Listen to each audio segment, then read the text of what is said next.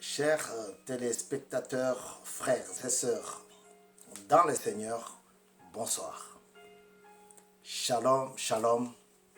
Grande est ma joie ces jours du 1er septembre 2020 parce que nous sommes à la fin de notre série d'enseignements sur la restauration divine. Mieux vaut la fin d'une chose que son commencement. Je suis très heureux de croire que Dieu est notre papa. Dieu est notre force. Dieu est notre appui. Et c'est lui qui vient dans nos vies, parce que moi et toi, nous avons accepté Jésus-Christ comme Seigneur et Sauveur, et nous faisons partie de la famille chrétienne, de la famille de Dieu. Je crois que Dieu est notre Père. Il vient dans nos vies pour nous restaurer. Il vient dans nos vies pour nous rendre heureux. Dieu ne tient pas compte du temps de notre ignorance.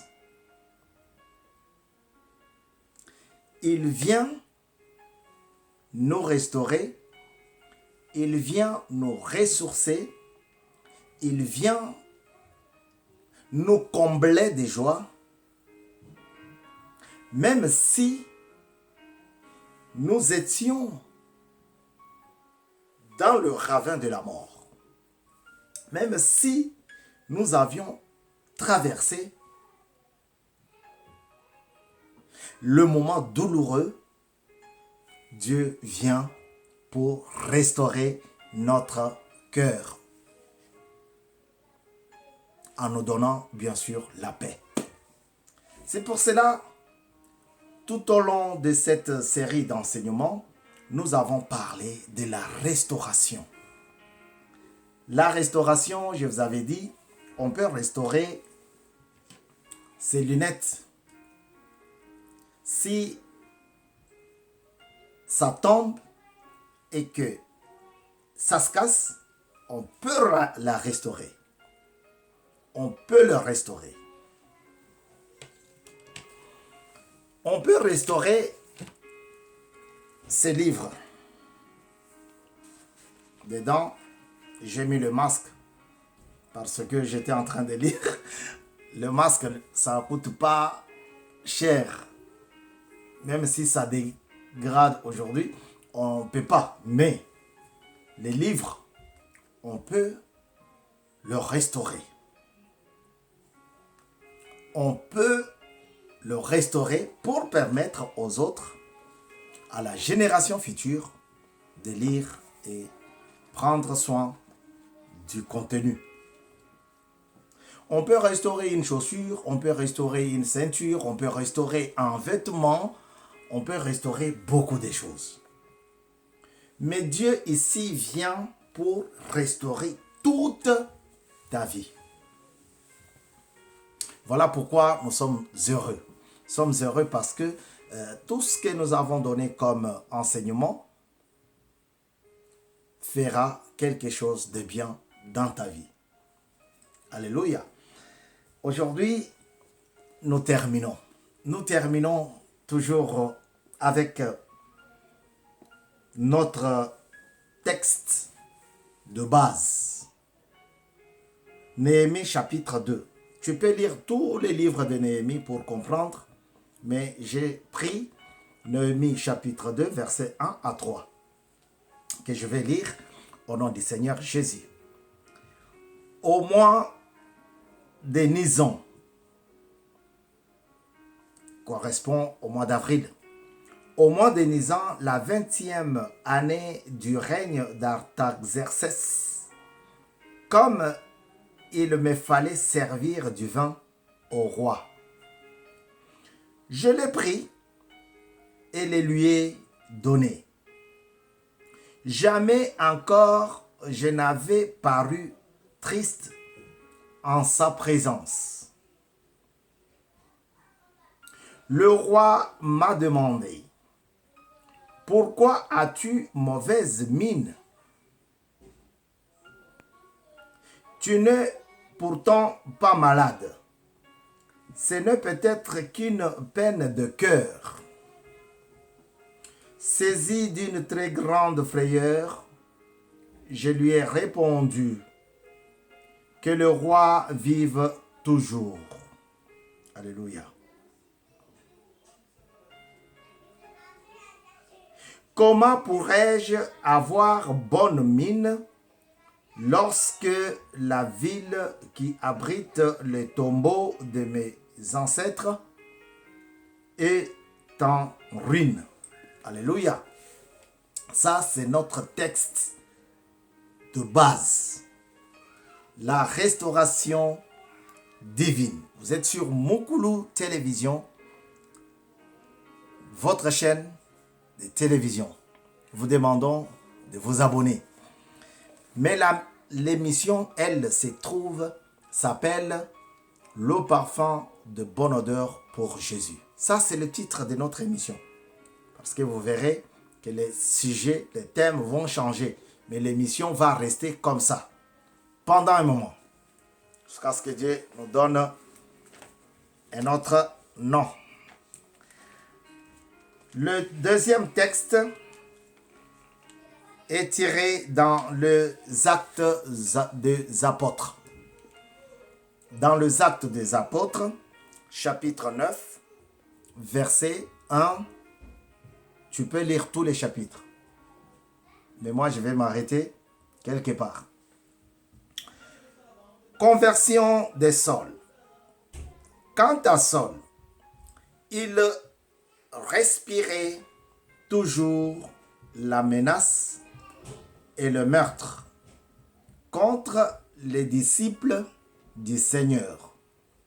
Il se rendit chez le grand prêtre et lui demanda des lettres pour les synagogues de Damas afin de pouvoir arrêter et amener à Jérusalem le partisan de cet enseignement qu'il trouvait, homme ou femme. Je m'arrête là et je vais lire. On va revenir après. Je vais lire Apocalypse chapitre 1er, verset 9.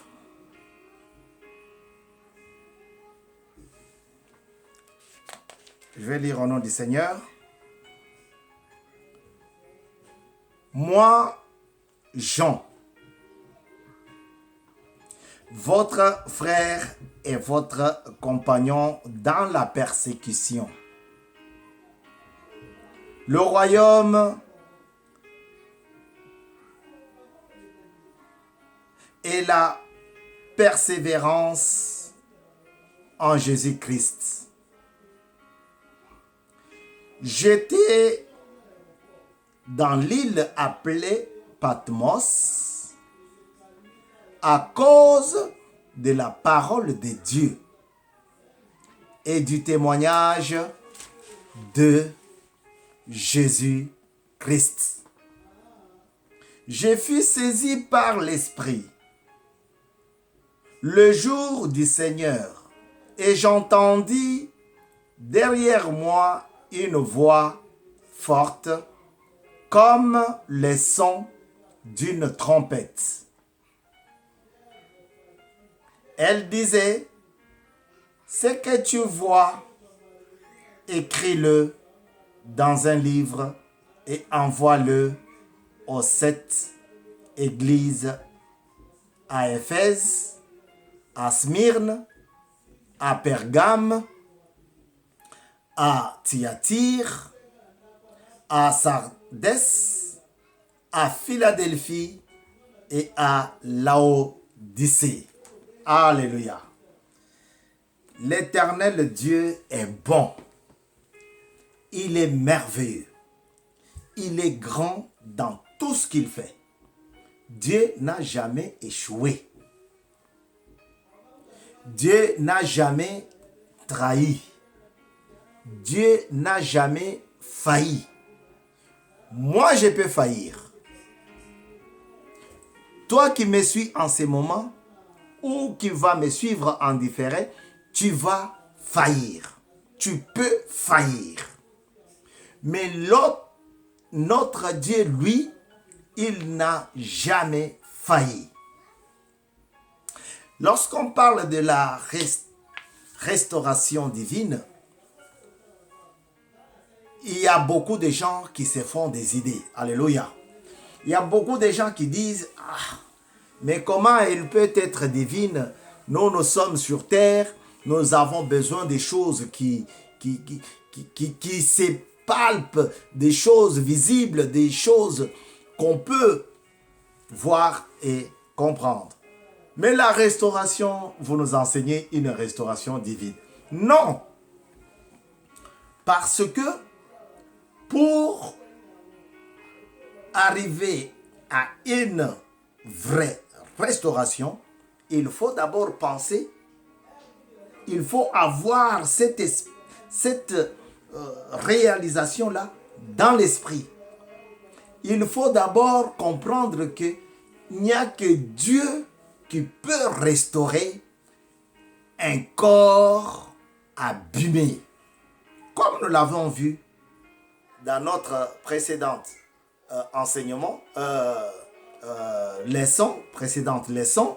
précédent enseignement, là où on avait donné l'exemple du Samaritain, du bon Samaritain. Il n'y a que Dieu qui peut faire ça. Un mariage que plusieurs disent déjà, pensent déjà que ça, non. Ils se sont toujours battus, ils se sont toujours insultés, ils se sont toujours... Je pense que ça, ce qu'ils ont fait aujourd'hui, ils vont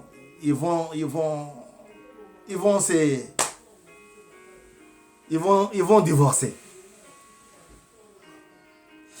Mais tu vas voir que à un moment donné, Dieu va toucher le cœur, soit de la femme, s'humilie, soit de l'homme, il diminue ou il s'humilie.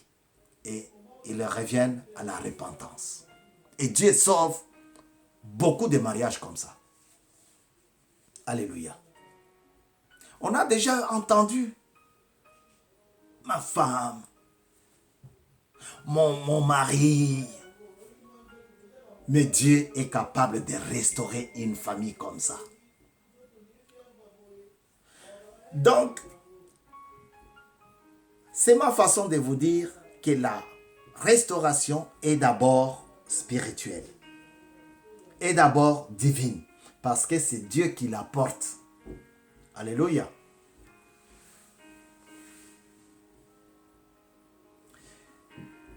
Tu vas voir qu'un monsieur qui est né, qui a bien étudié, mais qui a des problèmes, qui a des diplômes, tout ce qu'on peut avoir comme diplôme, il les a. Mais il ne parvient pas à trouver du boulot. Ça, il n'y a que Dieu qui peut apporter la paix dans ses corps. Il n'y a que Dieu qui peut apporter la paix dans la vie de cet homme. Il n'a pas fait beaucoup d'efforts pour avoir des diplômes. Mais il fait d'énormes efforts pour trouver du boulot. Et il est plongé dans le chômage. Alléluia. Et pourtant, ses voisins, ceux qui sont dans son entourage, même ceux qui n'ont pas de diplôme, ils trouvent du travail. C'est la grâce pour les uns. Et pour les autres, c'est Satan qui prend cette bénédiction pour détruire, pour confisquer, pour enlever ses corps sur la voie du Seigneur. Tu sais, il y a des moments de souffrance, tu te dis, mais lui, il est comme moi. Il n'était même pas intelligent à l'école. Mais il est déjà un cadre. Il gagne bien sa vie. Et pourquoi moi je vais aller à l'église? Pourquoi moi je vais prier Dieu? Non, non, non, non, non. Il y a des choses comme ça. Et si Dieu n'insiste, si Dieu ne vient pas, si Dieu ne t'apporte pas la consolation, frère, tu es parti. Le texte que nous avons vu dans les Actes des Apôtres, Paul, je vous ai déjà donné la signification de Paul. Bon, je la donne quand même. Paul signifie petit. Dans la tête de Paul, dans la pensée de Paul, il n'y avait pas autre chose que concevoir la menace. Comment je vais le détruire? Comment je vais l'achever? Comment je vais gagner la confiance du roi? Voilà des choses qui se tissaient dans la tête de Paul. Mais et pourtant, chez Dieu, Paul était petit. Comme une graine de sénévé. Un jour, Paul va aller voir le roi, voir les patrons, voir les lobbies pour les demander l'autorisation d'aller tuer, d'aller arrêter et ramener à Jérusalem tous ces gens, hommes ou femmes, qui priaient Dieu. Alléluia. Je pense que si Paul était parti à Kinshasa aujourd'hui, il allait arrêter beaucoup de pasteurs. Hein? Mais il y en a beaucoup qui ne devraient pas être arrêtés parce qu'ils ne sont pas sur la bonne voie. Ils chamaillent tout le temps, s'insultent tout le temps. Ils gagnent des 50 000 euros, 50 000 dollars avec des jeeps parce qu'ils faufilent, ils introduisent des faux documents, des faux dossiers pour aller travailler avec eux. Alors, Paul va se mettre en route. Il va partir pour tuer les enfants de Dieu. Et Dieu a vu cela et il a intercepté Paul, qui était encore Saul. Alléluia. Il va prendre Saul, il le met par terre. Il le projette par terre. Il lui montre que tu es petit. Et lorsque Dieu a restauré, Dieu a enlevé la jalousie, la haine, le tribalisme, la mauvaise doctrine, la mauvaise prophétie. Dans le corps de Paul, Paul a été restauré et il a commencé à enseigner le véritable Dieu. Le changement de mentalité. Lorsque Paul a été vidé de son ancienne mentalité et qu'il a reçu la vraie, il a vécu en nouveauté avec Dieu. Le troisième texte, nous avons lu dans le livre d'Apocalypse. Le livre que beaucoup n'aiment pas lire parce que il y a des choses bizarres. Il y a des animaux bizarres. Non, non, non, non, non, non, non. Ça, le pasteur va lire. Moi, je ne peux pas. Ça, c'est pas pour nous. Alléluia. Ça me rappelle le pasteur Nkuna à Kinshasa quand il prêchait dans la communauté Full Gospel où il venait témoigner, prêcher pour gagner des âmes. parlait, il disait, il y a des magasins où, à cette période-là, à cette époque-là, comme on n'avait rien, on n'avait pas de boulot, on n'avait de travail, on n'avait pas de travail, on passait, on se disait, non, ça, c'est pas pour nous. Donc, ça me rappelle ça. Lorsque Jean s'est retrouvé dans cette île, l'île de Patmos.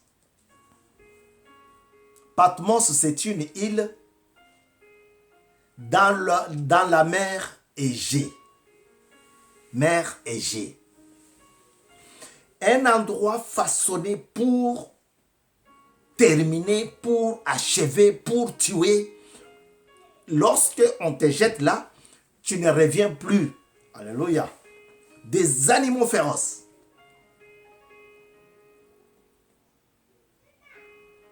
Mais lorsque Jean s'est retrouvé là-bas, Dieu a restauré la ville. Dieu a restauré l'île. La restauration, c'est Dieu qui la donne.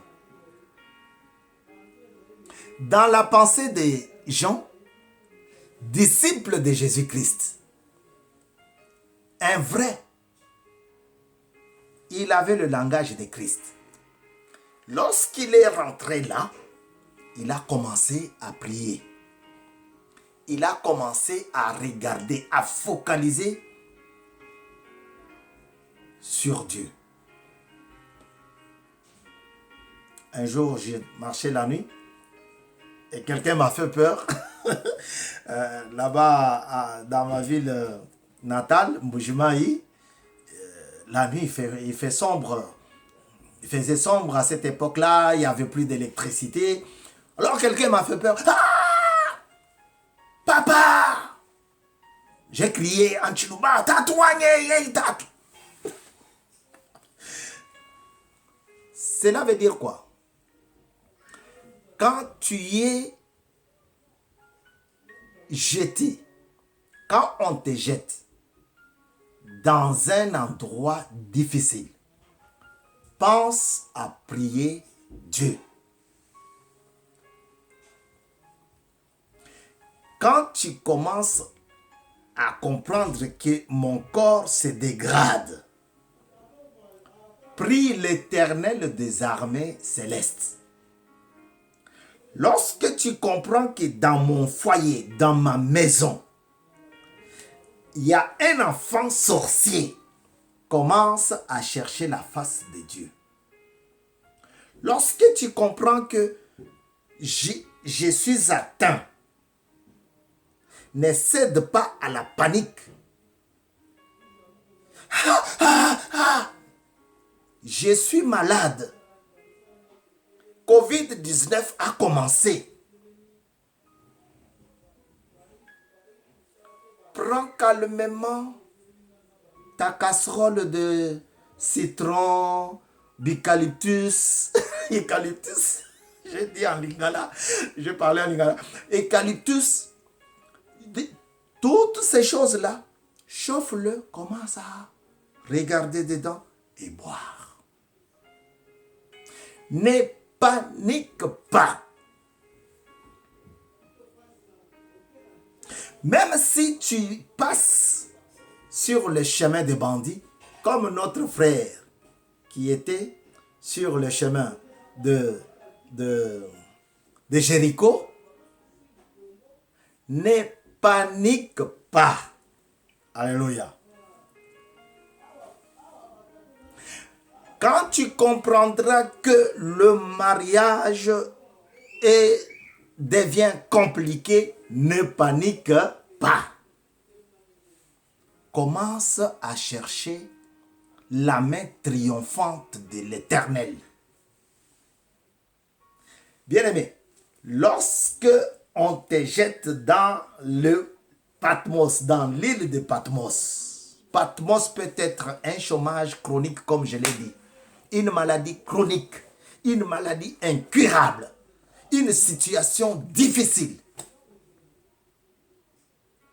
une dette qui ne finit jamais. Alléluia. Ah, Seigneur notre Dieu. Quand tu rentres dans cette histoire, ne panique pas. Commence à chercher la face de l'Éternel. Commence à chercher la face de l'Éternel. Nous avons un Dieu capable de restaurer toute situation.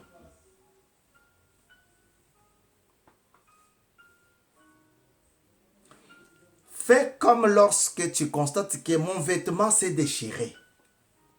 Je ne panique pas. Je le lave, je le nettoie, je m'oriente vers le couturier, dont nous appelons les tailleurs. Je vais le voir, je lui dis, j'ai mon pull qui est dégradé. Alléluia. J'ai mon pull qui est déchiré. Est-ce que tu peux avoir la solution?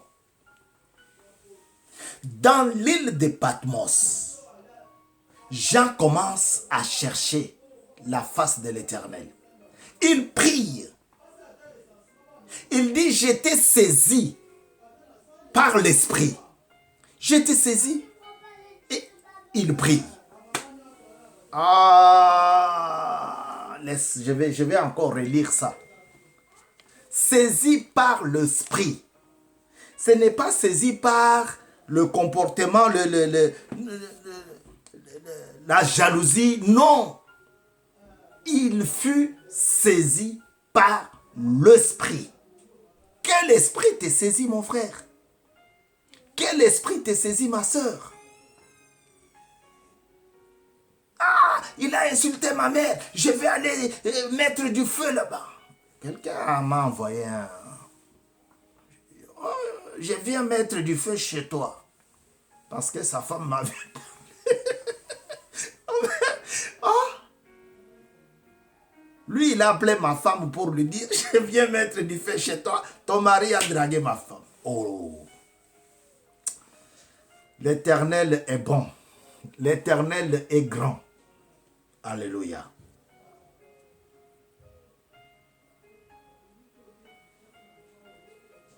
Dieu est capable. Dieu est capable de te bénir.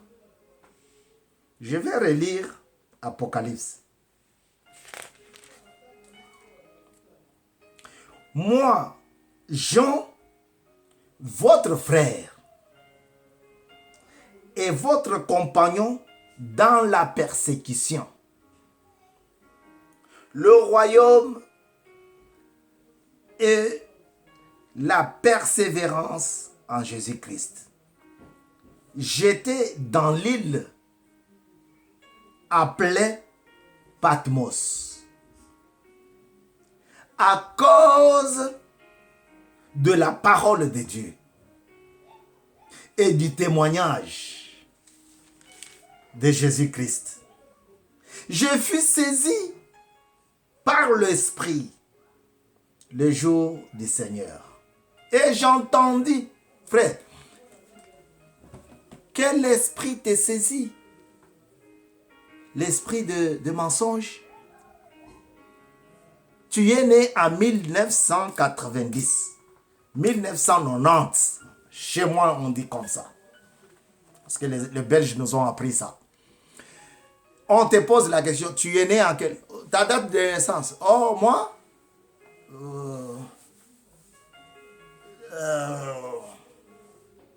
Je suis né en 1999.